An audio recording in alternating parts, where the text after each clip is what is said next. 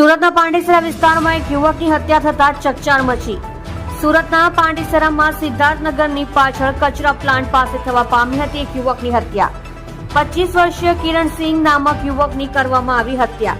મૃતક કરણસિંહને માથાના ભાગે બોધડ પદાર્થ વડે હુમલો કરી હત્યા નિપજાવવામાં આવી હોવાનું સૂત્રો દ્વારા માહિતી મળી.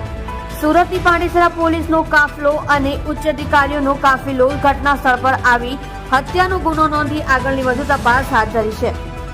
તમે જોઈ રહ્યા છો prime India news channel DK Nagrani સાથે.